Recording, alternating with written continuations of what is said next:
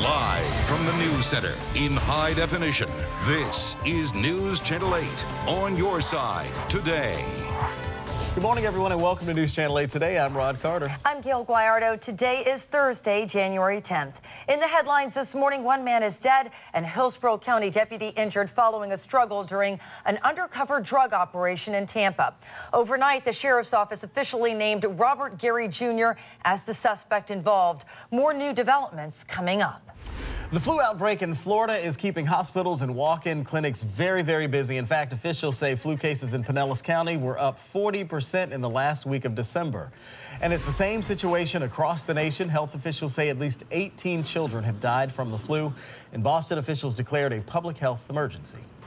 A scary scene in New York. Dozens of people injured after the high-speed ferry they were on hit a Manhattan dock. The impact of the crash took a big chunk out of the vessel. Investigators are now trying to figure out what went wrong. And we're going to have more news headlines coming your way in just a moment. First, let's go to Storm 2 meteorologist Lee Spann in the Forecast Center. Good morning. Good morning on this January day that feels a lot more like springtime, and the fact that we have some lower level humidity around as well. And then, of course, there's still warm conditions. 71 in Tampa right now, 68 in Brandon. Over in Auburndale at 69 degrees, and in eastern Polk County, we have seen some dense fog at times. 69 right now in Sarasota, 70 in Crystal River. Will be mild at Mucky, and 72 at 9 a.m., getting up to 79 at noon. Afternoon highs in the low to mid 80s. So, guys, it looks like records could be set across the region again today. Now let's check it on the roadways. How are they looking, Leslie? Actually, we've got some trouble in the Plant City area, folks. Accident here is actually located on Highway 60 eastbound, right at Smith-Riles Road. Now, it was tying up lanes. It looks like it is now off to the shoulder, so that's some good news. But nonetheless, I want you to be aware of this. And we've got a little bit of slow traffic here on Highway 60, westbound right by Smith-Riles. So keep that in mind if you're passing through the area. Meanwhile, pretty good drive here on I-75 between Highway 54 to the northern apex, but a crash off to the shoulder at Foggy Ridge right at Twin Court. That's a look at the roadways. Back to Rod and Gail. All right, thanks, Leslie. 6:33 in a developing story this morning. An undercover drug operation left a Tampa man dead and sent an undercover detective to the hospital. Hillsborough County Sheriff's deputies identified the suspect overnight. His name is Robert Gary Jr. This is an arrest photo from 2009. Now, this all unfolded at the Cinnamon Cove apartment complex in Tampa that's north of Fowler Avenue. News Channel 8's Adrian Pedersen is in studio this morning with more details. Adrian? Hey, Rod, I just got some new information for you from the sheriff's office a few minutes ago. The detective involved in this shooting is now resting at home. He got out of the hospital late last night. Deputies say this all started when Robert Gary Jr. tried to sell crack cocaine to undercover detectives. Are they here to serve and protect us? Are here to murder us? Family members of 31-year-old Robert Gary Jr. gathered around the apartment complex turned crime scene, looking for answers. This is unbelievable. I just can't believe it. He loved life. He loved living. He loved his family. Hillsborough Sheriff's officials say this all started when Gary tried to sell undercover detectives crack cocaine. Detectives say Gary tried to rob them, and they all started fighting. During the confrontation, the detective's gun came loose. The deputy and the suspect struggled over the gun, at which time several shots were fired. Sheriff's officials won't say if Gary fired any shots before deputies shot and killed him. Our backup deputies moved in, saw the deputy fighting for his life, and shot and killed the suspect. So the one detective was injured. He fell down the stairs during that struggle, but again, he is out of the hospital this morning. The 3 detectives involved in this are now on administrative leave pending an internal review, and that's standard policy. Guys? All right, Adrian, thank you. Robert Gary Jr., the man detectives say was selling the crack cocaine, has had his share of trouble with the law. His record includes a dozen arrests in Hillsborough County, which includes several cocaine charges. Now to a story that is all new this morning. The NHL lockout is over, and that means big news for the local economy. Thousands of fans who haven't been attending hockey games will soon converge on downtown Tampa. And the Tampa Bay Times Forum is gearing up for the onslaught of hockey fans with a job fair, which is happening tonight. News Channel 8's Chip Osowski joins us live from the Forum with details. Chip, this is great news. Hockey fans are excited and jobs available in the Bay Area. Right, and great news for the local economy. As you know, Gail, it takes hundreds and hundreds of employees to take care of all those die-hard hockey fans. And now that hockey is back, the Forum and the Lightning need those employees back. The Forum is ready to go. The ice is ready, and so are the concession stands. Well, sort of. The arena needs about 200 additional part-time employees to staff various areas of the facility for the first hockey game. All the positions we're looking for are part-time and they're frontline people. They range in department from guest service to security to parking to housekeeping, conversion, as well as all of our food and beverage areas of concessions, bartenders, restaurants. That's the reason for tonight's job fair. But Mary Milne, the director of operations here, says you don't have to wait for the job fair to apply for a job. You can do so right now. The best thing to do is go on to TampaBayLightning.com. There's an application process you can file online. We're currently pre-screening applicants now and setting them up for times to come in to interview.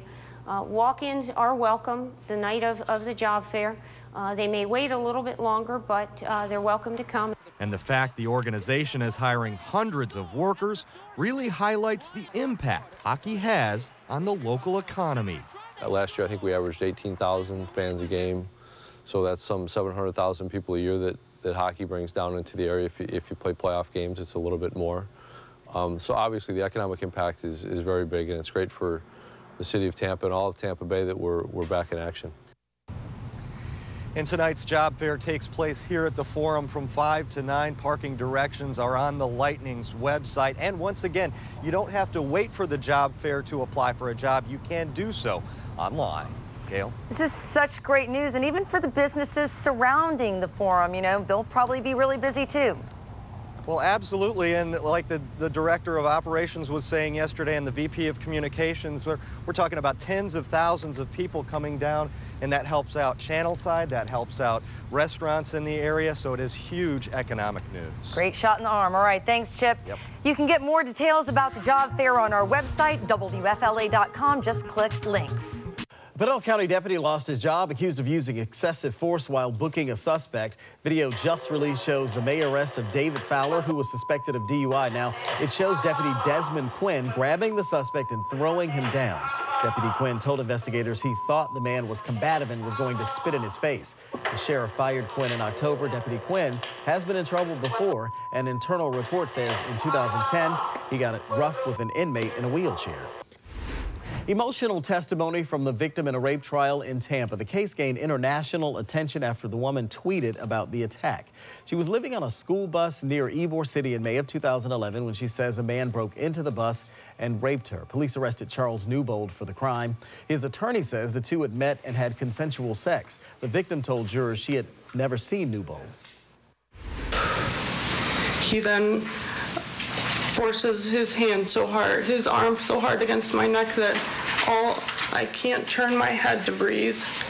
I can't breathe, and I'm scrambling, trying to get him to let me go. A Tampa police detective testified they found DNA evidence that links Newbold to the scene. Convicted child sex offender Jerry Sandusky is scheduled to appear in court. That tops our look at what's happening around America today. Former Penn State assistant football coach is expected at a hearing today. At issue is whether Sandusky's attorneys had enough time to prepare for last year's trial. A jury convicted Sandusky of 45 counts of child sex abuse. He maintains his innocence and is pursuing appeals. A new report will come out today giving us an idea of how airlines are doing when it comes to customer service. The monthly report is from the U.S. Department of Transportation. It will include details on flight delays, mishandled baggage, consumer complaints, and the handling of animals.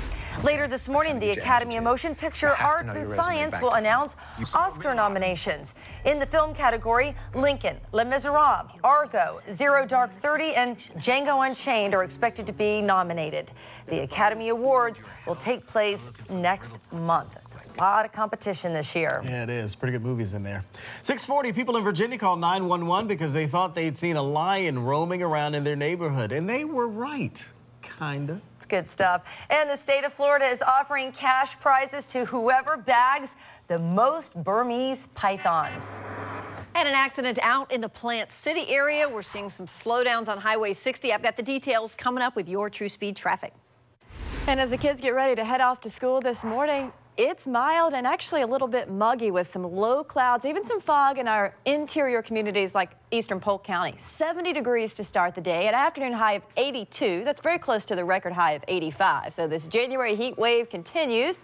And don't forget to listen to Storm Team 8 on the radio with our Clear Channel partners. You can check us at the top and bottom of every hour on News Radio 970 WFLA. I'll be back to let you know just how close we get to record high temperatures in other cities coming up. It's 6:41 and you're watching News Channel 8 today.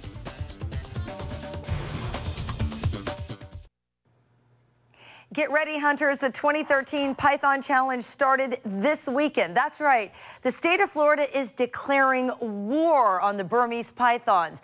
The state is offering $1,500 to the hunter who bags the most snakes and $1,000 to the person with the longest python.